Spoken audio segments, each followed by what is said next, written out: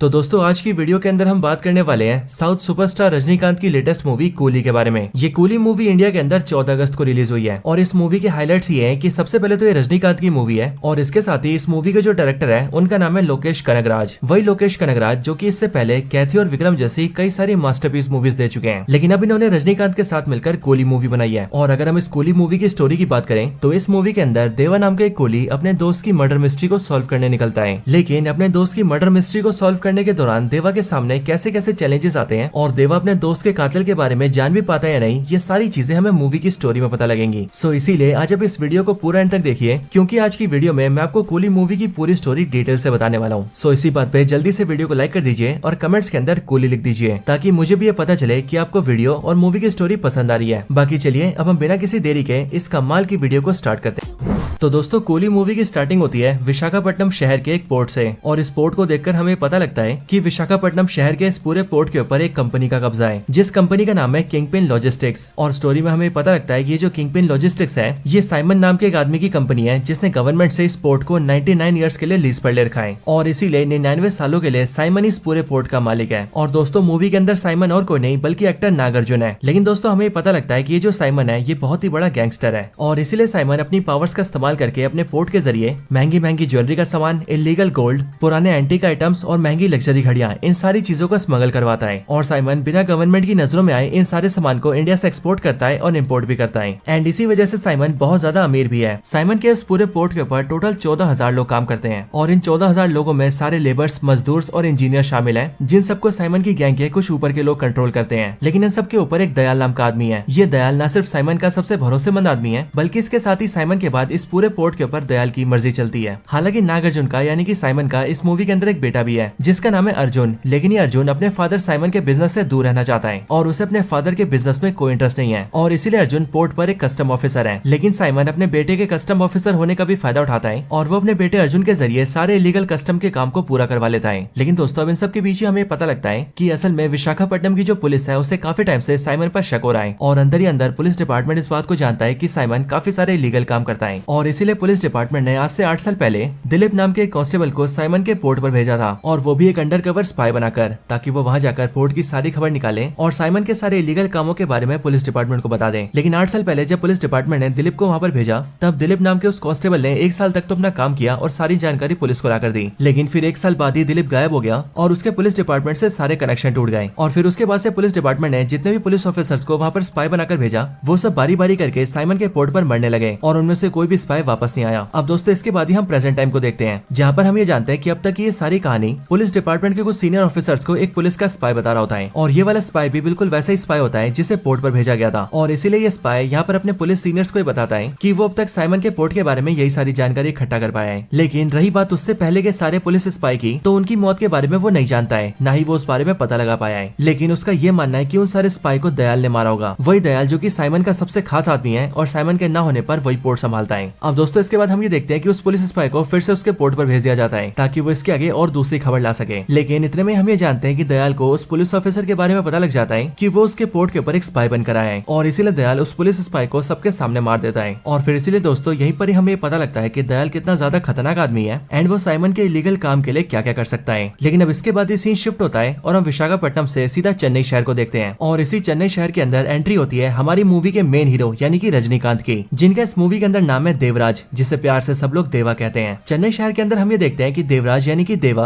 अपने एक बड़े से मेंशन के अंदर रहता है, लेकिन इस मेंशन के अंदर वो अपने साथ अपने कई सारे कूली दोस्तों को रखता है। देवा को मिलाकर इस मेंशन के अंदर टोटल 18 लोग होते हैं और देवा के साथ यहाँ पर जितने भी लोग होते हैं वो सब के सब आज से बहुत साल पहले देवा के साथ कूली का काम किया करते थे और जिस टाइम पर ये सारे के सारे लोग कूली हुआ करते थे तब उस टाइम पर देवा ही उन सारे कूलियों का यूनियन लीडर हुआ करता था। लेकिन सालों पहले कूली का काम छोड़ने के बाद भी सभी लोग देवा की इज्जत करते थे और बहुत सारे लोग तो देवा के साथ ही रहा करते थे और अब क्योंकि देवा उन सारे कूलियों का लीडर था इसीलिए बाकी के सारे कूली उसे प्यार से बड़े भाई कहते थे। यहाँ तक कि उनके मन में देवा के लिए बहुत ज्यादा इज्जत भी थी और वो इसीलिए क्योंकि देवा अपने सारे कूली साथियों को अपना परिवार मानता है और उनके हर सुख दुख में उनका साथ देता है। हालांकि हम ये भी जानते हैं कि देवा का मेंशन काफी ज्यादा बड़ा है और इसीलिए इस मेंशन के अंदर बहुत सारे कमरे भी हैं, जिस वजह से ये लोग मिलकर इस मेंशन के बहुत सारे कमरों को किराए पर भी देते हैं जिनसे उन्हें कमाई भी होती है। लेकिन देवा की एक खासियत है कि वो अपने मेंशन के कमरे स्टूडेंट्स को बहुत ही कम प्राइस पर देता है और उसके साथ ही वो स्टूडेंट्स को यहाँ पर खाना भी खिलाता है ताकि यहाँ पर रहने आने वाले स्टूडेंट्स आराम से पढ़ाई कर सके। लेकिन देवा के मेंशन के अंदर जितने भी लोग रहते हैं उन सबको एक कानून मानना पड़ता है और वो कानून होता है शराब न पीने का। असल में देवा का एक दोस्त हुआ करता था जिसका नाम था राजशेखर, और इस राजशेखर को मूवी के अंदर प्ले किया है एक्टर सत्यराज ने, जो कि इससे पहले बाहुबली के अंदर कटप्पा को प्ले कर चुके हैं। और ये यानी कि राजशेखर और देवा दोनों बहुत अच्छे दोस्त हुआ करते थे। और आज से 30 साल पहले राजशेखर ने देवा को एक कसम दी थी कि वो अब से शराब पीना छोड़ देगा, जिसके बाद से देवा ने शराब पीना छोड़ दिया और उसने अपने साथ साथ अपने मेंशन के किसी भी आदमी को भी शराब नहीं पीने दी। और इसीलिए हम ये देखते हैं कि मेंशन के अंदर जितने भी लोग रहते हैं उनमें से कोई भी शराब नहीं पीता है। अब दोस्तों आगे हम ये देखते हैं कि देवा की लाइफ में सब कुछ काफी ठीक चल रहा होता है, लेकिन फिर एक दिन अचानक से एक आदमी देवा के पास आता है और वो देवा को बताता है कि उसके पुराने दोस्त राजशेखर की मौत हो चुकी है। अपने दोस्त की मौत की खबर सुनकर देवा को बहुत बड़ा झटका लगता है, लेकिन जब देवा मौत का कारण पूछता है तब उसे पता लगता है कि राजशेखर की जो मौत है वो हार्ट अटैक की वजह से हुई है। अब दोस्तों यहाँ पर हमें पता लगता है कि राजशेखर न सिर्फ देवा का दोस्त होता है बल्कि सालों पहले राजशेखर ने अपनी बहन की शादी भी देवा से करवा रखी होती है, और इसीलिए राजशेखर रिश्ते से देवा का साला भी लगता है। अब दोस्तों अपने दोस्त राजशेखर की मौत की खबर सुनकर देवा जल्दी से उसके घर जाता है और उसके घर जाकर देवा आखिरी बार अपने दोस्त को देखता है, जो कि उसके सामने एक लाश बनकर पड़ा होता है। यहाँ पर हम ये जानते हैं कि राजशेखर की फैमिली में उसकी वाइफ की काफी साल पहले मौत हो चुकी होती है, और इसीलिए राजशेखर के साथ उसकी 3 बेटियां होती है, जिनमें से जो सबसे बड़ी बेटी होती है वो होती है श्रुति हसन, और श्रुति हसन का इस मूवी के अंदर नाम है प्रीति। बट दोस्तों यहाँ पर हम ये देखते हैं कि जो प्रीति होती है वो देवा को कुछ खास पसंद नहीं करती है, और इसीलिए वो जैसे अपने घर के अंदर देवा को देखती है वैसी वो उसे वहाँ से निकल जाने के लिए कहती है, जिस वजह से देवा वहाँ से निकल जाता है और सीधा अपने साथियों से मिलता है। लेकिन दोस्तों देवा के मन में एक डाउट आता है और वो ये सोचता है कि उसका दोस्त राजशेखर तो काफी ज्यादा तंदुरुस्त था, तो आखिरकार उसे हार्ट अटैक कैसे आ सकता है। और अब इसके लिए देवा ये फैसला करता है कि वो अपने दोस्त राजशेखर के बारे में डिटेल से जानेगा, ताकि वो ये पता कर सके कि आखिरकार राजशेखर के साथ क्या क्या हुआ था। अब ऐसा करने के लिए वो सबसे पहले राजशेखर की कंपनी में जाता है, यानी कि वहाँ जहाँ पर राजशेखर काम किया करता था। बट वहाँ पहुंचकर उसे पता लगता है कि उस कंपनी से राजशेखर ने 5 साल पहले काम छोड़ दिया था। हालांकि इसी टाइम पर देवा राजशेखर की पोस्टमार्टम रिपोर्ट भी चेक करवाता है, जिसके बाद देवा को ये भी पता लगता है कि राजशेखर के पोस्टमार्टम की रिपोर्ट भी झूठी थी, और असली पोस्टमार्टम रिपोर्ट के हिसाब से राजशेखर की मौत हार्ट अटैक से नहीं बल्कि सीने पर बहुत ही जोरदार वार करने की वजह से हुई थी। और इसीलिए ये बात जानते ही देवा को ये पता लग जाता है कि राजशेखर की मौत नेचुरली नहीं थी, बल्कि राजशेखर का किसी ने मर्डर किया था, और जिसने भी राजशेखर को मारा था उसने उसे मारने के लिए उसकी छाती पर बहुत जोर जोर से वार किया था। और अब इसीलिए देवा ये फैसला करता है कि चाहे जो भी हो जाए वो राजशेखर के कातिल को ढूंढ कर ही रहेगा। अब दोस्तों इसके बाद ही देवा एक ऐसे आदमी से मिलता है जो कि राजशेखर के काफी करीब था, और इसीलिए उस आदमी से मिलकर देवा उससे राजशेखर के बारे में पूछता है, जिसके बाद वो आदमी राजशेखर के बारे में देवा को सारी बातें बताता है। अब इसके बाद राजशेखर की स्टोरी स्टार्ट होती है, जिसमें हम 5 साल पीछे जाते हैं। वो आदमी देवा को बताता है कि आज से 5 साल पहले राजशेखर एक कंपनी में काम किया करता था, और जिस कंपनी में राजशेखर काम किया करता था वो एक साइंस और टेक की कंपनी थी, एंड उसमें देवा उनके लिए नए नए रिसर्चेस करता था। लेकिन देवा अपनी तीनों बेटियों को डॉक्टर बनाना चाहता था, पर डॉक्टर की पढ़ाई करने के लिए बहुत ज्यादा पैसे लगते हैं, और राजशेखर के पास उतने पैसे नहीं थे। लेकिन राजशेखर के पास एक रिसर्च का आइडिया था, और इसीलिए 5 साल पहले उसने सबसे पहले अपनी कंपनी से रिजाइन किया और वो अपने रिसर्च के काम पर लग गया। और जिस चीज के ऊपर राजशेखर काम कर रहा था वो चीज असल में एक मोबाइल क्रीमेटर थी। अब दोस्तों मैं आपको बता दूं कि ये मोबाइल क्रीमेटर बेसिकली एक ऐसा छोटा डिवाइस होता है जिस पर अगर आप किसी भी पक्षी या फिर जानवर को रखते हैं तो फिर इस मशीन से निकलने वाली बहुत तेज करंट उस जानवर की पूरी बॉडी को कुछ ही सेकंड्स के अंदर ऐश बना देती है, यानी कि राख, और वो भी बिना कोई पॉल्यूशन किए। हालांकि उस क्रीमेटर मशीन को पूरा करने के लिए राजशेखर को कई सारे इलीगल सामान की जरूरत थी, और इसीलिए उसने कस्टम ऑफिसर के जरिए विदेश से उस इलीगल सामान को मंगवाया, एंड फिर उन सारे सामान की मदद से उसने अपने मशीन को तैयार कर लिया। अब राजशेखर बेसिकली अपने उस क्रीमेटर मशीन को सरकार से अप्रूव करवाना चाहता था, और वो ये चाहता था कि सरकार इस मशीन का इस्तेमाल करे और जो भी जानवर या पक्षी मर जाए उन सबको इस मशीन के जरिए राख बना दे। क्योंकि दोस्तों ये बात हम सभी जानते हैं कि अगर हम किसी का भी नॉर्मल तरीके से क्रीमेशन करते हैं तो फिर उससे एनवायरमेंट के अंदर बहुत ज्यादा पॉल्यूशन होता है, लेकिन राजशेखर के इस मशीन के जरिए उस पॉल्यूशन से बचा जा सकता है। अब राजशेखर को ये भरोसा था कि सरकार इस मशीन को अप्रूव कर देगी, जिसके बाद इस मशीन के पेटेंट के बदले में राजशेखर को जो भी पैसे मिलेंगे उन पैसों से वो अपनी बेटियों को डॉक्टरी की पढ़ाई करवा पाएगा। लेकिन दोस्तों हम ये देखते हैं कि जब राजशेखर की इस मशीन का इंस्पेक्शन होता है तब गवर्नमेंट ऑफिशियल्स राजशेखर के इस मशीन को अप्रूव करने से मना कर देते हैं, और बेसिकली वो लोग राजशेखर से ये कहते हैं कि राजशेखर की बनाई हुई मशीन तो काफी बढ़िया है, लेकिन इस मशीन से जितने अच्छे काम हो सकते हैं उतने ही बुरे काम भी हो सकते हैं। और वो इसीलिए क्योंकि अगर ऐसी मशीन कल को किसी गलत हाथ में पड़ गई तो फिर वो गलत सोच वाला इंसान इस मशीन के जरिए बहुत सारे लोगों की भी जान ले सकता है। और अब क्योंकि इस मशीन के जरिए हम किसी को भी कुछ ही सेकंड्स में राख बना सकते हैं, इसीलिए जिन भी इंसानों को इस मशीन के जरिए मारा जाएगा उनकी ना तो पहचान हो पाएगी और ना ही ये पता लग पाएगा कि आखिरकार वो इंसान गए कहाँ। और इसीलिए ये तर्क देकर राजशेखर के इस मशीन को अप्रूव नहीं किया जाता। अब स्टोरी में आगे राजशेखर का वो साथी देवा को बताता है कि राजशेखर के उस क्रीमेटर मशीन के रिजेक्ट होने के बाद राजशेखर काफी ज्यादा टूट गया, और फिर इसीलिए अपनी बेटियों को पालने के लिए उसे जो काम मिला वो काम करने लगा। लेकिन ये सब सिर्फ तब तक चला जब तक इस बारे में साइमन को पता नहीं चल गया। अब दोस्तों इसके बाद हम स्टोरी में साइमन को देखते हैं, जहाँ पर हम ये जानते हैं कि साइमन के लीगल कामों की वजह से उसके बहुत सारे दुश्मन होते हैं, और इसीलिए एक बार बहुत सारे लोग मिलकर साइमन पर जानलेवा अटैक करते हैं। लेकिन साइमन अपने साथियों के साथ मिलकर उन सारे लोगों को जान से मार देता है। लेकिन पता नहीं कैसे उन सारी किलिंग के बारे में पुलिस को पता लग जाता है, और इसीलिए पुलिस डिपार्टमेंट के अंदर साइमन के जो भी खबरी होते हैं वो साइमन को बताते हैं कि साइमन को कुछ भी करके उन सारी डेड बॉडीज को डिस्पोज करना होगा, क्योंकि अगर वो डेड बॉडीज पुलिस को इन्वेस्टिगेशन में मिल गई तो फिर साइमन को कोई नहीं बचा सकता है। अब इस बारे में साइमन काफी ज्यादा परेशान होता है, लेकिन फिर उसी टाइम पर उसके पास उसका बेटा आता है और साइमन का बेटा अर्जुन उसे राजशेखर की मशीन के बारे में बताता है। अब दोस्तों आपको याद होगा कि मैंने आपको बताया था कि राजशेखर को अपनी मशीन को बनाने के लिए काफी सारे इलीगल सामान को इम्पोर्ट करना पड़ा था, और उन सारे इलीगल सामान को इम्पोर्ट करने में उसकी मदद एक कस्टम ऑफिसर ने की थी। लेकिन वो कस्टम ऑफिसर और कोई नहीं बल्कि साइमन का बेटा अर्जुन ही था, और इसलिए यहाँ पर अर्जुन अपने फादर साइमन से कहता है कि मैंने राजशेखर नाम के एक आदमी की इलीगल सामान लाने में मदद की थी, और उसकी मदद से उसने एक ऐसे क्रीमेटर मशीन को डेवलप किया है जिस मशीन की मदद से हम किसी को भी राख बना सकते हैं। अब ये बात सुनते ही साइमन जल्दी से राजशेखर के पास जाता है और वो वहाँ का राजशेखर से उस मशीन को चलाने के लिए कहता है। लेकिन राजशेखर साइमन की बात नहीं मानता और वो साइमन से कहता है कि वो साइमन के किसी भी गलत काम में उसका साथ नहीं देगा। बट ये बात सुनकर साइमन राजशेखर के सामने उसकी तीनों बेटियों को जान से मारने की धमकी देता है, और इसीलिए अपनी बेटियों की जान बचाने के लिए राजशेखर को मजबूरी में साइमन के लिए काम करना पड़ता है और अपनी बनाई हुई मशीन का इस्तेमाल साइमन के लिए करना पड़ता है। हालांकि राजशेखर के इस काम के बारे में उसकी सिर्फ बड़ी बेटी प्रीति को पता होता है, और इसीलिए राजशेखर प्रीति के साथ मिलकर अपने मशीन को चलाता है और वो साइमन के द्वारा मारे गए सारी डेड बॉडीज को डिस्पोज कर देता है, जिसके बाद वो सारी की सारी डेड बॉडीज राख बन जाती है। अब इस काम के बदले में साइमन राजशेखर को काफी सारे पैसे देता है, लेकिन वो राजशेखर के इस काम से इतना ज्यादा खुश हो जाता है कि वो राजशेखर से कंटिन्यूसली ये काम करवाने लगता है, और आगे उसके पास जो भी डेड बॉडीज आती है उन सबको भी वो राजशेखर के मशीन के जरिए खाक बना देता है। अब राजशेखर की इतनी कहानी सुनने के बाद ही देवा को ये समझ में आ जाता है कि राजशेखर की बड़ी बेटी प्रीति उसके काम में उसका साथ दिया करती थी, इसीलिए हो ना हो अब राजशेखर के मरने के बाद साइमन के लोग प्रीति को लेने आएंगे, क्योंकि राजशेखर के बाद अब प्रीति है जो कि मशीन चलाना जानती है। एंड अब इसलिए देवा जल्दी से प्रीति के पास जाता है, लेकिन वहाँ पहुंचकर वो ये देखता है कि वहाँ पर साइमन के गुंडे पहले से ही वहाँ पर पहुंच चुके हैं, और फिर इसलिए देवा पहले तो प्रीति को उन गुंडों से बचाता है, उन गुंडों को बीट करता है, एंड फिर वो उन गुंडों से कहता है कि वो खुद भी मशीन चलाना जानता है, और इसलिए अगर वो लोग चाहे तो उसे अपने साथ ले जा सकते हैं। जिसके बाद हम ये देखते हैं कि देवा और प्रीति दोनों ही साइमन के आदमियों के साथ जाते हैं, जिसके बाद वो सारे आदमी उन दोनों को दयाल के पास ले जाते हैं। अब दयाल जैसी इस बात को जानता है वैसे वो देवा और प्रीति को अपने साथ ले जाता है, और वो उन दोनों को मशीन के पास लाकर उसे एक्टिवेट करने के लिए कहता है, ताकि जो डेड बॉडीज उनके पास पड़ी होती है वो उन सबको खाक बना सके। अब यहाँ पर प्रीति अपने फादर की इस मशीन को चलाना जानती थी, और इसीलिए वो यहाँ पर देवा को ये मशीन चलाना सिखाती है, जिसके बाद वो दोनों मिलकर इस मशीन के जरिए सारी डेड बॉडीज को ऐश बना देते हैं। इसके साथ ही ये सब देखकर दयाल को भी ये बिलीव हो जाता है कि देवा को भी ये मशीन चलानी आती है। अब दोस्तों देवा इस बात को जान चुका था कि उसका दोस्त राजशेखर साइमन के लिए काम करता था, और जाहिर है कि साइमन को राजशेखर से बहुत ज्यादा फायदा था, इसीलिए जाहिर सी बात है कि राजशेखर को ना तो साइमन खुद मारेगा और ना ही अपने आदमियों से मरवाएगा, इसीलिए हो ना हो राजशेखर को मारने वाला कोई और ही है। लेकिन वो आदमी कौन हो सकता है इस बारे में जानने के लिए देवा साइमन के ग्रुप में आ जाता है और साइमन के पोर्ट पर क्रीमेटर मशीन को चलाने का काम करने लगता है। अब दोस्तों इन सब के बीच ही हम साइमन को देखते हैं, जो कि असल में दिलीप नाम के उस पुलिस कांस्टेबल स्पाई के बारे में जान जाता है, जिसे आज से 8 साल पहले पुलिस डिपार्टमेंट ने उसके पोर्ट पर स्पाई करने के लिए भेजा था। और दोस्तों यहाँ पर हम ये जानते हैं कि वो पुलिस का स्पाई यानी कि दिलीप और कोई नहीं बल्कि दयाल है, वही दयाल जो कि साइमन का सबसे खास आदमी बना पड़ा था। लेकिन आज साइमन दयाल के बारे में सब कुछ जान चुका था, और इसीलिए साइमन सीधा अपने पोर्ट पर आता है और वो दयाल पर हमला कर देता है, और वो एक हथौड़े से दयाल को पीट पीट कर उसकी जान ले लेता है। लेकिन अब इसके बाद ही साइमन देवा और प्रीति को बुलाता है, जिसके बाद जब देवा साइमन के सामने आता है तब साइमन उसे देखकर कहता है कि क्या अब राजशेखर के बाद वही उसके लिए मशीन ऑपरेट कर रहा है, जिस पर देवा उसे हाँ बोलता है। लेकिन दोस्तों यहाँ पर साइमन देवा को ध्यान से देखने लगता है, और फिर उसके बाद वो देवा से कहता है कि उसने देवा को पहले भी कहीं पर देखा हुआ है। लेकिन इस बात को सुनकर देवा मना करता है, एंड वो साइमन से कहता है कि वो उससे पहली बार मिल रहा है, और फिर इसलिए ये बात सुनकर साइमन बात को नजरअंदाज करता है, एंड वो देवा को सीधा दयाल की डेड बॉडी दिखाता है। जिसके बाद वो देवा से कहता है कि वो इस दयाल की बॉडी को ले जाकर शहर में जो कमिश्नर का ऑफिस है उसके बगल वाले शमशान घाट में दफना दे। और साइमन ऐसा इसलिए करवाना चाहता है ताकि पुलिस डिपार्टमेंट दयाल की बॉडी देखे और पुलिस को ये पता लगे कि अब अगर उन्होंने किसी को भी स्पाई बनाकर उसके पोर्ट पर भेजा तो साइमन उस अगले पुलिस वाले का भी यही हाल करेगा। और दोस्तों इस काम को सौंपने के साथ ही साइमन देवा से ये भी कहता है कि अगर देवा साइमन का एक काम करता है और वो दयाल को गाड़ देता है तो फिर साइमन भी देवा के लिए एक बहुत बड़ा काम करेगा। अब इस बात को सुनने के बाद ही देवा और प्रीति दोनों मिलकर दयाल की बॉडी को सीधा गाड़ी में डालते हैं और उसे लेकर सीधा कमिश्नर ऑफिस के बगल के शमशान घाट में जाते हैं, एंड वहाँ जाकर दयाल की बॉडी को गाड़ देते हैं। लेकिन दोस्तों वो लोग जैसे दयाल को गाड़ते हैं वैसे कुछ सेकंड्स के बाद ही दयाल मिट्टी से बाहर आ जाता है। ये देखकर देवा भी हैरान हो जाता है कि आखिरकार मरा हुआ इंसान जिंदा कैसे हो सकता है। लेकिन यहाँ पर प्रीति देवा को ये बताती है कि एक्चुअली में दयाल के साथ जो भी हुआ है वो काफी ज्यादा रेयर केस है, लेकिन ऐसा पहले भी कई बार हो चुका है। असल में अगर किसी इंसान को बहुत जोर जोर से मारा जाए तो उसकी सांसें रुक सकती है और बाकियों को ऐसा लग सकता है कि वो इंसान मर चुका है, लेकिन फिर अचानक से कुछ टाइम बाद ही उसकी सांसें फिर से चलने लगती है, जिस वजह से उसकी जान वापस आ जाती है। और बिल्कुल यही केस इस टाइम पर दयाल के साथ हुआ है। लेकिन एक बार कब्र से बाहर आने के बाद ही जो दयाल होता है वो सीधा देवा के पैर पकड़ लेता है, एंड वो देवा से कहता है कि वो उसे ना मारे, क्योंकि वो असल में एक पुलिस का आदमी है जो कि खुद साइमन के ऊपर स्पाई करके उसे पुलिस के हाथों पकड़वाना चाहता है। इसके साथ ही वो देवा से ये भी कहता है कि उसके छोटे छोटे बच्चे भी हैं और इसलिए अगर वो मर गया तो उसके बच्चे भूखे मर जाएंगे। अब इन बातों को सुनकर देवा को दयाल पर दया आ जाती है और इसलिए वो दयाल को वहाँ से भागने देता है। लेकिन अब क्योंकि दयाल बहुत ही बुरी हालत में होता है इसलिए प्रीति भी उसके साथ जाती है और वो उसे ट्रेन के जरिए हैदराबाद छोड़ने जाती है। इधर देवा जल्दी से साइमन के पास वापस जाता है और वो साइमन से कहता है कि उसने दयाल की डेड बॉडी को गाड़ दिया है। ये बात सुनकर साइमन काफी खुश होता है और इसलिए वो देवा को एक वीडियो दिखाता है है। अब असल में दोस्तों ये वीडियो एक सीसीटीवी फुटेज होती है, लेकिन इसी सीसीटीवी फुटेज में देवा ये देखता है कि जिस दयाल की अभी वो मदद करके आ रहा है उसी दयाल ने उसके दोस्त राजशेखर को बांध कर मारा था। वो वीडियो में देखता है कि दयाल ने उसके दोस्त राजशेखर की हाथ बांध दिए और उसकी छाती पर जोर जोर से घूंसे मारे, जिसके बाद उन हमलों की वजह से राजशेखर की मौत हो गई। अब दोस्तों इस वीडियो को देखने के बाद देवा को बहुत ज्यादा गुस्सा आता है और वो ये सोचने लगता है कि जिस दयाल ने उसके खास दोस्त की जान ली उसने उसी दयाल को जिंदा छोड़ दिया और उसे भागने में मदद भी की। लेकिन दोस्तों इसी दौरान देवा को फोन आता है और जब देवा फोन उठाता है तब उसे पता लगता है कि फोन के सामने और कोई नहीं बल्कि दयाल है। और दयाल को देखकर हमें पता लगता है कि जिस ट्रेन से दयाल और प्रीति गए थे दयाल ने उसी ट्रेन के लोको पायलट को जान से मार दिया है और अब वो ट्रेन को अपनी मर्जी से चला रहा है एंड वो उसे वहीं पर रोकेगा जहाँ उसे रोकने का मन करेगा। इसके साथ ही वो प्रीति को भी अपने कब्जे में कर लेता है एंड इसीलिए वो फोन पर हंसते हुए देवा से कहता है कि मैंने तुम्हें बड़ी आसानी से बेवकूफ बना दिया। हालांकि यहाँ फोन पर ही देवा दयाल से पूछता है कि आखिरकार उसने उसके दोस्त राजशेखर को क्यों मारा। लेकिन दोस्तों हम ये देखते हैं कि दयाल उसकी बात का जवाब नहीं देता है एंड वो देवा से कहता है कि अब उसके दोस्त राजशेखर की बेटी उसके कब्जे में है और इसीलिए अगर देवा प्रीति की जान सही सलामत चाहता है तो फिर उसे वही करना होगा जो वो करवाना चाहता है, क्योंकि अगर देवा ने ऐसा नहीं किया तो वो न सिर्फ प्रीति को जान से मार देगा बल्कि वो साइमन को फोन करके ये भी बता देगा कि वो जिंदा है और उसे जिंदा छोड़कर विशाखापट्टनम से भगाने वाला देवा ही है। और ये बात जैसी वो साइमन को बताता है वैसे ही साइमन खुद ही देवा को जान से मार देगा। इसीलिए दयाल देवा से कहता है कि उसकी और उसकी ये दोस्त की बेटी प्रीति की दोनों की जान उसके कब्जे में है, इसलिए देवा को उसकी बात माननी पड़ेगी। अब देवा को अपनी जान की तो कोई परवाह नहीं होती है, लेकिन अब क्योंकि उसे राजशेखर की बेटी प्रीति की जान की चिंता होती है इसीलिए वो दयाल की बात के लिए हाँ कर देता है और वो उसका काम करने के लिए राजी हो जाता है। अब दोस्तों यहाँ पर एक बात मैं आपके सामने क्लियर कर देना चाहता हूँ और वो बात यह है कि इस मूवी की स्टोरी में काफी सारे फ्लॉज हैं और उन्हीं में से स्टोरी का एक फ्लॉ ये भी है कि आखिरकार दयाल ने राजशेखर को क्यों जान से मारा। लेकिन हाँ, अगर आप में से किसी ने मूवी देखी है और उसे ये समझ में आया है कि आखिरकार दयाल ने राजशेखर को क्यों मारा था तो आप ये बात कमेंट्स के अंदर जरूर शेयर करना, क्योंकि दोस्तों अगर मैं मूवी की बात करूँ तो मूवी के अंदर तो कहीं भी इस बात का कोई आंसर नहीं है। हालांकि दोस्तों अगर मैं अपने ओपिनियन की बात करूँ तो जहाँ तक मुझे लगता है कि दयाल ने राजशेखर को इसीलिए मारा होगा क्योंकि शायद से राजशेखर दयाल की सच्चाई जान गया होगा और मे बी राजशेखर को ये पता लग गया होगा कि दयाल साइमन के लिए वफादार नहीं है और शायद वो इस बात को साइमन को बताने भी वाला था एंड इसलिए हो सकता है कि दयाल ने राजशेखर को जान से मार दिया हो ताकि वो उसके बारे में किसी को कुछ ना बता पाए। अब दोस्तों मूवी की स्टोरी पर वापस आए तो यहाँ पर हम ये देखते हैं कि दयाल देवा से अपना काम करवाने लगता है क्योंकि जाहिर है कि साइमन के डर की वजह से अब दयाल बाहर नहीं आ सकता है और इसलिए दयाल को जिन भी आदमियों से कुछ लेना होता है वो उन्हें देवा के जरिए लेता है और वो देवा के हाथों वो सामान रिसीव करके उन सारे सामान को अपने अड्डे पर छुड़वाता है जिस अड्डे के बारे में वो देवा को बताता है और साथ ही साथ उस जगह के लॉक को खोलने के लिए वो देवा को एक चाबी भी दिलवाता है। और दोस्तों जब देवा दयाल के उस अड्डे पर जाता है तब हम भी ये देखते हैं कि वहाँ पर बहुत सारा कैश होता है, बहुत सारी ज्वेलरी और गोल्ड होता है और साथ ही साथ वहाँ पर बहुत सारे डॉक्यूमेंट्स भी रखे होते हैं। इसके साथ ही दयाल उस अड्डे में देवा के हाथों 2 पासपोर्ट भी लाता है और दोस्तों इन सारी चीजों को देखकर हमें ये बात क्लियर हो जाती है कि जो दयाल है उसे आज से 8 साल पहले पुलिस डिपार्टमेंट ने एक स्पाई बनाकर पोर्ट पर भेजा था ताकि वो साइमन की जासूसी करके उसके बारे में पुलिस को बता सके और वहाँ जाकर दयाल ने साइमन का भरोसा भी जीता एंड उसका खास आदमी भी बन गया। साथ ही साथ पुलिस डिपार्टमेंट के कहे अनुसार उसने 1 साल तक पुलिस के लिए प्रॉपर काम किया। लेकिन दोस्तों उसके बाद दयाल के मन में लालच आ गया और फिर इसीलिए उसने पुलिस के लिए खबरी का काम करना छोड़ दिया और वो साइमन के पोर्ट पर अपने भरोसे और अपने पावर का इस्तेमाल करके वहाँ पर धीरे धीरे करके कैश, ज्वेलरी और बाकी सारा सामान चोरी करने लगा और उसने वो सारा सामान अपने अड्डे पर भर लिया, उसी अड्डे पर जहाँ पर हमने अभी देवा को देखा है। लेकिन अब इन सबके साथ ही उसने अपने लिए 2 फेक पासपोर्ट भी बनवा लिए हैं। इसलिए अब शायद से दयाल का यही इरादा है कि अब वो इन सारे सामान को लेकर चुपके से गायब हो जाए और इंडिया छोड़कर किसी और देश जाकर रहने लगे। लेकिन दोस्तों अब इन सबके साथ ही दूसरी तरफ हम ये देखते हैं कि जो साइमन का बेटा था यानी कि अर्जुन, वो अपने पोर्ट पर काम करने वाली एक दूसरी लड़की से प्यार करने लगता है। लेकिन अब क्योंकि अर्जुन को अपने फादर साइमन से काफी डर लगता है इसलिए वो उस लड़की के बारे में अपने फादर साइमन को नहीं बताता, पर साथ ही वो ये फैसला करता है कि वो इस बारे में सीधा देवा से बात करेगा क्योंकि अर्जुन को ऐसा लगता है कि उसका फादर साइमन देवा की रिस्पेक्ट करता है और इसीलिए हो ना हो अगर देवा उसकी तरफ से बात करेगा तो शायद से साइमन उसके रिश्ते के लिए हाँ बोल देगा। अब ऐसा करने के लिए अर्जुन सीधा देवा के पास जाता है एंड वो उसे अपने बारे में बताता है। इसके साथ ही हम ये भी जानते हैं कि इस टाइम पर अर्जुन का फादर साइमन विदेश में है और वो जिन क्रिमिनल के सिंडिकेट से जुड़ा हुआ है वो उनकी मीटिंग में गया हुआ है और दोस्तों इस सिंडिकेट के अंदर वो सारे क्रिमिनल्स हैं जो कि सब मिलकर स्मगलिंग का काम करते हैं और देखा जाए तो साइमन भी इन सबके साथ मिलकर ही काम करता है। लेकिन असल में इन सबके सिंडिकेट का एक हेड है जिसका नाम है दाहा और उस दाहा के सिंडिकेट के सारे मेंबर्स रिस्पेक्ट करते हैं और अब वही दाहा साइमन से मिलने भी आ रहा है। हालांकि दोस्तों ये सिंडिकेट का लीडर दाहा कौन है ये हम सबको मूवी में आगे पता लगेगा। बाकी दोस्तों इधर इंडिया में हम ये देखते हैं कि दयाल देवा को फोन करता है एंड वो उससे कहता है कि वो साइमन के बेटे अर्जुन को जान से मार दे। लेकिन दोस्तों देवा ऐसा करने से मना करता है और वो दयाल से कहता है कि साइमन का बेटा अर्जुन बहुत ही शरीफ है और उसका इन सबसे कोई लेना देना नहीं है। लेकिन ये बात सुनकर दयाल देवा पर जोर बनाता है एंड वो उससे कहता है कि अगर उसने अर्जुन को नहीं मारा तो फिर वो प्रीति को मार देगा। अब हालांकि दोस्तों इन सब के बाद भी देवा अर्जुन को नहीं मारता और अर्जुन जिस लड़की से प्यार करता है देवा उसे उसके साथ भगा देता है। लेकिन दोस्तों इसके कुछ टाइम बाद ही दयाल देवा को फोन करता है एंड वो उसे वीडियो कॉलिंग करके कहता है कि वो उसके दोस्त की बेटी प्रीति को जान से मार देगा क्योंकि देवा ने उसके कहने पर अर्जुन को नहीं मारा है। लेकिन दोस्तों इसी टाइम पर हम ये देखते हैं कि देवा काफी कॉन्फिडेंट होता है और वो उसी वीडियो कॉल पर दयाल को अर्जुन और उसकी गर्लफ्रेंड दिखाता है। बट देवा ने इस टाइम पर अर्जुन की गर्लफ्रेंड को बांध कर रखा होता है। लेकिन दोस्तों वीडियो कॉल पर जैसे दयाल अर्जुन की गर्लफ्रेंड को बंधा हुआ देखता है वैसे वो बहुत ज्यादा डर जाता है। लेकिन फिर इसके बाद ही देवा उसके बारे में बताता है और वो दयाल से कहता है कि मैं जानता हूँ कि अर्जुन की जो गर्लफ्रेंड है वो और कोई नहीं बल्कि तेरी बीवी है और ये भी तेरी तरह अंडर कवर होकर काम कर रही है एंड तूने ही इसे अर्जुन से प्यार का ड्रामा करने के लिए कहा था, लेकिन अब तेरी ये बीवी मेरे हाथों पकड़ी जा चुकी है और इसीलिए तू जल्दी से प्रीति को छोड़ दे वरना ये मारी जाएगी। अब अपनी पत्नी को बचाने के लिए दयाल जल्दी से प्रीति को छोड़ देता है, जिसके बाद प्रीति वहाँ से भाग जाती है और रास्ते में उसे देवा के लोग उठा लेते हैं एंड उसे अपनी गाड़ी में सेफली देवा के पास लाने लगते हैं। इधर देवा भी प्रीति को रिसीव करने के लिए निकल जाता है, लेकिन देवा जैसे यहाँ से निकलता है वैसे हम ये देखते हैं कि दयाल की जो बीवी होती है जिसे देवा ने बांध दिया होता है वो अर्जुन के सामने रोने लगती है। हालांकि अर्जुन के सामने उसका भांडा तो फूट गया होता है, लेकिन कहीं ना कहीं अर्जुन उससे प्यार करने लगा था और इसलिए दयाल की बीवी अर्जुन के सामने रो धो के ये कहती है कि मैं दयाल से प्यार नहीं करती, दयाल ने मुझसे ये सब जबरदस्ती करवाया था, मैं तो तुमसे प्यार करती हूँ। और दोस्तों ये सारी बातें सुनकर अर्जुन पिघल जाता है और वो दयाल की वाइफ को फ्री कर देता है, लेकिन फ्री होने के बाद ही दयाल की वाइफ अर्जुन को बीट कर देती है और उसे ले जाकर एक गाड़ी में बांध देती है। इसके बाद दयाल की वाइफ जल्दी से दयाल को फोन करती है एंड वो उससे कहती है कि मैं आजाद हो चुकी हूँ। जिसके बाद दयाल जैसे इस बात को सुनता है वैसे वो जल्दी से प्रीति का पीछा करता है और उसे पकड़ने की कोशिश करता है। इसके साथ ही दयाल की जो वाइफ होती है वो भी प्रीति के पीछे लग जाती है और वो भी प्रीति को ढूंढने लगती है। जिसके बाद दोस्तों दयाल रास्ते में प्रीति को पकड़ लेता है और उस टाइम पर प्रीति के साथ देवा के जितने भी लोग होते हैं दयाल उन सबको मार देता है, लेकिन प्रीति उन सबसे बचकर एक ट्रेन में घुस जाती है। अब दोस्तों इस टाइम पर प्रीति को याद आता है कि एक बार उसके फादर राजशेखर ने उससे कहा था कि अगर लाइफ में जब भी तुम्हें कोई बहुत बड़ी प्रॉब्लम आए और तुम्हारी जान पर खतरा आए तो मैं तुम्हें एक नंबर देता हूँ और तुम्हें उस टाइम पर उस नंबर पर फोन करना होगा और तुम्हें कहना होगा कूली नंबर 5821। अब दोस्तों इसी टाइम पर स्टोरी के साथ ही हमें ये भी पता लगता है कि असल में ये कूली नंबर यानी कि कूली नंबर 5821 और किसी का नहीं बल्कि देवा का नंबर है। इसके साथ ही स्टोरी के जरिए हमें ये भी पता लगता है कि राजशेखर के जिस करीबी आदमी ने देवा को उसके बारे में बताया था उसने देवा को ये भी बताया था कि वो जानता है कि देवा राजशेखर की बहन का पति भी था, लेकिन देवा ने अपनी पूरे परिवार को छोड़ दिया था। बट देवा के जाने के बाद देवा को एक बेटी हुई थी, लेकिन दोस्तों एक हादसे में देवा की वाइफ और राजशेखर की वाइफ दोनों की वाइफ मारी गई थी और फिर इसीलिए उसके बाद से राजशेखर ने अपनी दोनों बेटियों के साथ साथ देवा की बेटी को भी संभाला था। और इसीलिए दोस्तों राजशेखर की जो सबसे बड़ी बेटी है यानी कि प्रीति वो उसकी नहीं बल्कि देवा की बेटी है और इसीलिए राजशेखर ने प्रीति से कहा था कि अगर उसे लाइफ में कभी भी कोई बहुत बड़ी दिक्कत हो तो वो एक नंबर पर फोन करके कूली नंबर 5821 बोले। और दोस्तों वो नंबर और किसी का नहीं बल्कि रजनीकांत का यानी कि देवा का ही था। साथ ही साथ राजशेखर का साथी देवा को स्टोरी में ये भी बताता है कि अगर कभी तुम्हारे फोन पर कोई फोन करे और वो तुमसे कूली नंबर 5821 कहे तो समझ जाना कि सामने वाला तुम्हारी औलाद है। अब दोस्तों प्रेजेंट टाइम में हम ये देखते हैं कि प्रीति बिल्कुल ऐसा ही करती है और वो नंबर पर डायल करके कूली नंबर 5821 कहती है, जिसके बाद ही देवा को भी पता चल जाता है कि प्रीति असल में उसी की बेटी है। अब हालांकि दोस्तों इन सब के बीच हम ये देखते हैं कि दयाल प्रीति को ढूंढने में फेल हो जाता है, लेकिन दयाल की जो वाइफ होती है वो प्रीति तक पहुंच जाती है। बट इन सब के बीच ही जो साइमन होता है उसे पता चल चुका होता है कि उसका बेटा अर्जुन लापता है। इसके साथ ही साइमन के साथी उसे ये बताते हैं कि उन सब ने साइमन के बेटे अर्जुन को आखिरी बार देवा के साथ देखा था और अब इसीलिए दोस्तों साइमन अपने आदमी को भेजता है ताकि उसके आदमी देवा और उसके दोस्त राजशेखर की बेटी प्रीति दोनों को उठा सके। और इसीलिए यहाँ पर दयाल की वाइफ जैसी प्रीति को पकड़ती है वैसी साइमन के कई सारे आदमी वहाँ पर आते हैं और वो प्रीति एंड दयाल की वाइफ दोनों को कैप्चर करके साइमन के पासपोर्ट पर ले जाते हैं। लेकिन दोस्तों इन सब के बीच ही हम दयाल को देखते हैं जिसे उसकी वाइफ ने बता दिया था कि उसने अर्जुन को कौन सी गाड़ी में छुपाया है और इसीलिए दयाल सीधा उसी गाड़ी के अंदर जाता है एंड वहाँ पहुंचकर वो सीधा साइमन को वीडियो कॉल करता है एंड वीडियो कॉल पर वो साइमन के सामने उसके बेटे को जान से मार देता है और मारते हुए वो साइमन से ये कहता है कि ये सब कुछ वो देवा के कहने पर कर रहा है और देवा ने उसके बेटे को मारने के लिए कहा है। और यहाँ पर दयाल ये सब कुछ इसलिए करता है ताकि साइमन देवा को मार दे और इतने में दयाल अपनी वाइफ को लेकर देश छोड़कर भाग जाए। लेकिन दोस्तों साइमन वीडियो कॉल पर अपने बेटे को मरता हुआ देखकर बहुत ज्यादा बौखला जाता है और इसीलिए वो अपने बहुत सारे आदमी देवा को पकड़ने के लिए भेजता है ताकि उसके आदमी देवा को पकड़ के उसके पास पोर्ट पर ला सके। लेकिन दोस्तों जब साइमन के आदमी देवा मेंशन पहुंचते हैं और देवा को पकड़ने की कोशिश करते हैं तब देवा उन सबको बीट करने लगता है, लेकिन यहाँ पर देवा अकेला पड़ जाता है। लेकिन फिर देखते देखते वहाँ पर देवा के 18 और साथी आते हैं जिनमें से एक कालीशा भी होता है। और दोस्तों ये जो कालीशा है उसे प्ले किया है एक्टर उपेंद्र ने, जो कि वैसे साउथ इंडस्ट्री के काफी फेमस एक्टर है एंड इसलिए हम यहाँ पर ये देखते हैं कि ये सारी कोली मिलकर साइमन के सारे साथियों को मार देते हैं। और दोस्तों मूवी का ये फाइट सीन काफी गजब का सीन होता है। हालांकि दोस्तों इन सब के बाद ही देवा को ये पता लग जाता है कि इस टाइम पर उसकी बेटी प्रीति साइमन के साथ उसके पोर्ट पर है और इसीलिए वो जल्दी से अकेला उसे बचाने निकलता है एंड वो अपने साथियों को अपने पीछे से आने के लिए कहता है। इसके बाद सीन शिफ्ट होता है और हम सीधा साइमन को देखते हैं जिससे कि अपने सामने प्रीति और दयाल की वाइफ को बिठा रखा होता है। अब दोस्तों साइमन यहाँ पर दयाल की वाइफ के बारे में भी जान चुका था और इसीलिए वो यहाँ पर दयाल को वीडियो कॉल करता है एंड उसके सामने उसकी वाइफ को जान से मार देता है। इसके बाद वो देवा के आने का वेट करता है ताकि वो देवा के सामने उसकी बेटी को भी मार सके। अब दोस्तों अगले पल देवा साइमन के सामने आता है जिसे देखकर साइमन को बहुत ज्यादा गुस्सा आता है एंड वो देवा से कहता है कि वो जान चुका है कि उसके बेटे अर्जुन को मरवाने वाला देवा है। लेकिन इस बात पर देवा साइमन को ही बताता है कि उसके बेटे को ना तो उसने मारा है और ना ही मरवाया है और इसीलिए वो उसके दोस्त की बेटी प्रीति को जाने दे, अगर साइमन चाहे तो अपना गुस्सा निकालने के लिए उसे मार दे। लेकिन दोस्तों ये बात सुनकर साइमन देवा से कहता है कि तुझे देखकर मैं इतना तो समझ चुका हूँ कि तू कोई आम इंसान नहीं है और ना ही तू ये सब सिर्फ अपने दोस्त की बेटी के लिए कर रहा है, इसलिए तू मुझे ये बता कि आखिरकार तू है कौन और आखिरकार तू ये सब कर क्यों रहा है। अब दोस्तों इन सब के बाद ही देवा साइमन को अपनी स्टोरी बताता है। देवा की कहानी आज से 30 साल पहले शुरू होती है। आज से 30 साल पहले देवा एक कूली हुआ करता था और जब वो कूली का काम किया करता था उसी टाइम पर उसकी दोस्ती राजशेखर से हुई थी। राजशेखर बहुत अच्छा इंसान था और इसीलिए उन दोनों की दोस्ती काफी गहरी हो गई और वो यानी कि देवा, उसका दोस्त राजशेखर और उसके साथ के बहुत सारे कूली साथी एक साथ मिलकर एक इंपोर्ट एक्सपोर्ट कंपनी के लिए काम करते थे और उनका जो मालिक था वो उन्हें काम के ठीक ठाक पैसे देता था। लेकिन फिर एक दिन मालिक ने काम के लिए सारे कुलियों को विदेश भेजा और वहाँ पर उससे कंटेनर उठवाए। हालांकि उसको और उसके साथी कुलियों को अब तक ये कुछ भी नहीं पता था कि उन कंटेनर्स के अंदर क्या होता है। लेकिन विदेश में उस दिन उन सबको ये पता लगा कि उन सभी कंटेनर्स के अंदर ड्रग का सप्लाई होता है। और अब क्योंकि वहाँ विदेश में पुलिस की रेड पड़ी, इसलिए वो सारे कुली पकड़े गए। जिसके बाद मालिक ने भी सारा का सारा ब्लेम कुलियों पर डाल दिया और ये कहा कि ये सारा स्मगल कुली कर रहे हैं। वहाँ पर टोटल 400 कुली फंसे थे और इसीलिए वहाँ की पुलिस ने हमें ऑप्शन दिया कि अगर हम 400 कुली में से कम 100 कुली भी इस जुर्म को अपना ले तो फिर उन 100 कुलियों के बदले में बाकी 300 को वापस इंडिया भेजा जा सकता है। अब ऐसा करने के लिए वो सारे कुली मान गए। जिसके बाद उन सारे कुलियों को चुना गया जिनके आगे पीछे रोने वाला कोई भी नहीं है और वो सारे 300 कुली जिनकी फैमिलीज हैं उन सबको वापस जाने के लिए कहा गया। लेकिन जो 100 कुली वहाँ पर रुक रहे थे उनके साथ मैं भी रुका, यानी कि देवा। पर मेरे दोस्त राजशेखर ने मुझे वहाँ से चलने के लिए कहा और उसने मुझसे कहा कि अगर वो यहाँ पर रुकता है तो वो मुझे यानी कि अपने दोस्त को और अपने परिवार को भूल जाए। मेरे सामने बहुत बड़ी दुविधा थी, मैं अपने कुली दोस्तों को चुनूं या फिर अपने परिवार को। पर आखिरकार मैंने अपने कुली साथियों को चुना और मैं वहीं पर रुक गया। लेकिन देवा के साथ जो 100 कुली वहाँ पर रुके थे उन सभी को उनकी कंपनी के मालिक ने मरवाने की कोशिश की और कई सारे कुलियों को उसने मार भी दिया। लेकिन फिर ये सब देखकर देवा यानी कि वो रुका नहीं और उसने उस सेठ को जान से मार दिया। और ये स्टोरी बताते बताते देवा साइमन से कहता है कि अपनी कंपनी के जिस मालिक को उसने जान से मारा वो और कोई नहीं बल्कि साइमन का फादर जेवियर था। अब दोस्तों इस बात को सुनकर साइमन शॉक हो जाता है और फिर यहीं से उसे ये बात याद आती है कि क्यों उसे पहले ऐसा लगता था कि उसने देवा को कहीं तो देखा हुआ है। असल में उसने देवा को तब देखा था जब वो काफी छोटा था और वो भी उस टाइम पर जिस टाइम पर देवा ने उसके फादर को मारा था। अब दोस्तों ये बात जानते ही साइमन गुस्से से देवा पर हमला करता है, जिसके रिस्पॉन्स में उन दोनों के बीच फाइट होती है और उस फाइट में देवा साइमन को जान से मार देता है। और इसी टाइम पर देवा की मदद के लिए उसके कुली साथी भी पहुंच जाते हैं। इसीलिए साइमन के मरने के बाद उसका जो इलीगल सामान पोर्ट पर होता है वो अपने साथियों की मदद से उन सबको भी ब्लास्ट करवा देता है। अब इसके बाद देवा अपने कुली साथी और प्रीति के साथ जब जा रहा होता है तभी रास्ते में उसे बहुत सारे आदमी घेर लेते हैं और वो सारे आदमी देवा और उसके साथ के लोगों को लेकर सीधे एक अनजान जगह पर जाते हैं। इसके साथ ही दोस्तों देवा और उसके साथियों के सामने एंट्री होती है दाहा की, वही दाहा जो कि साइमन के सिंडिकेट का लीडर है। एंड दोस्तों हम यहाँ पर ये देखते हैं कि ये दाहा और कोई नहीं बल्कि आमिर खान है। यहाँ पर दाहा को ये पता लगता है कि देवा ने साइमन को मारा है, उसके सिंडिकेट के मेंबर को, और इसीलिए दाहा सीधा अपने हाथ में एक तलवार उठाता है और वो देवा को मारने जाता है। लेकिन देवा के पास आते ही उसे कुछ याद आता है और वो पास्ट में एक स्टोरी को याद करता है। और दोस्तों स्टोरी में हम ये देखते हैं कि जिस टाइम पर देवा ने साइमन के फादर जेवियर को जान से मारा था उस टाइम पर वहाँ पर दाहा भी प्रेजेंट था। और वैसे तो उस टाइम पर दाहा का फादर भी एक गैंगस्टर था, लेकिन देवा को देखकर दाहा ने ये मान लिया था कि देवा उसके फादर से भी ज्यादा पावरफुल आदमी है और इसीलिए उस दिन से ही दाहा देवा की इज्जत करने लगा था। और आज 30 साल बाद प्रेजेंट टाइम में दाहा देवा को पहचान लेता है और फिर इसलिए दाहा देवा को अपनी गैंग को ज्वाइन करने के लिए कहता है ताकि वो दोनों साथ मिलकर काम कर सके। अब इसके बाद ही देवा सीधा दाहा के फादर के पास जाता है और उसे हाँ बोल देता है। लेकिन उसके साथ ही वो दाहा के फादर से ये भी बोलता है कि वो गैंग को ज्वाइन करने के लिए तो राजी है, लेकिन वो अभी भी यही बोलेगा कि अगर गैंग में उसके कुली साथियों को कुछ भी हुआ तो फिर उससे बुरा कोई भी नहीं होगा, क्योंकि अपने साथियों के लिए वो पहले भी खड़ा था और आज भी खड़ा है। हालांकि दोस्तों इसी टाइम पर हम दयाल को भी देखते हैं जिसे भी दाहा ने कैप्चर करवा लिया था और फिर इसलिए यहाँ पर देवा बहुत ज्यादा मिट्टी खुदवाता है एंड उसके अंदर दयाल को धक्का मार के उसे मिट्टी के नीचे दबा देता है ताकि दयाल की मौत हो जाए। और फिर इस तरह से देवा दयाल को मारकर उस अपने दोस्त राजशेखर की मौत का बदला लेता है। अब दोस्तों वैसे तो अब यहाँ पर इस सीन के बाद इस मूवी की स्टोरी खत्म हो जाती है, लेकिन दोस्तों यहाँ इस आखिरी सीन के अंदर भी मुझे काफी बड़ा फ्लो दिखता है और वो फ्लो होता है दाहा और देवा के मिलने वाला सीन। क्योंकि दाहा जैसी देवा के सामने आता है वैसी वो तलवार से उसे मारने वाला होता है, बट अचानक से दाहा को याद आ जाता है कि वो देवा को 30 साल पहले से जानता है और इसी वजह से वो देवा को जान से नहीं मारता। लेकिन दोस्तों अगर दाहा को ये बात याद नहीं आती फिर तो वो देवा को जान से मार देता और सिर्फ देवा नहीं बल्कि उसके सारे साथी भी मारे जाते हैं, इवन उसकी बेटी प्रीति भी। और दोस्तों अगर आप ध्यान दें तो यहाँ पर एक और गड़बड़ी है एंड वो वाली गड़बड़ी ये है कि दाहा ने भी देवा को 30 साल पहले देखा था और साइमन ने भी देवा को 30 साल पहले देखा था। लेकिन दाहा ने देवा को एक ही बार में पहचान लिया और साइमन देवा को बार बार देखकर भी नहीं पहचान पाया, जबकि साइमन के नजरिए से तो देवा ने उसके फादर को जान से मारा था और इसीलिए साइमन को तो देवा को एक ही बार में पहचान लेना चाहिए था। बट दोस्तों मूवी के अंदर ऐसे बहुत सारे फ्लॉज हैं और इसीलिए इस मूवी के बारे में ओवरऑल मैं यही बोलूंगा कि ये एक डिसेंट मूवी है, क्योंकि ये मूवी ना तो मुझे बुरी लगी और ना ही ज्यादा अच्छी लगी। बाकी दोस्तों आपको ये मूवी कैसी लगी ये आप मुझे कमेंट्स में जरूर बताना और अगर आपको ये वाली वीडियो पसंद आई हो तो आप वीडियो को लाइक जरूर करना और कमेंट्स में अपना ओपिनियन जरूर देना। बाकी आप में से जिसने चैनल सब्सक्राइब नहीं किया वो जल्दी से चैनल को सब्सक्राइब कर लेना और सब्सक्राइब बटन के बगल वाले बेल आइकन को ऑल पर सेट कर लेना ताकि आप हमारे चैनल की सारी लेटेस्ट वीडियो सबसे पहले देख सकें। बाकी दोस्तों मैं मिलता हूँ आपसे ऐसी किसी और बेहतरीन वीडियो में, तब तक के लिए गुड बाय।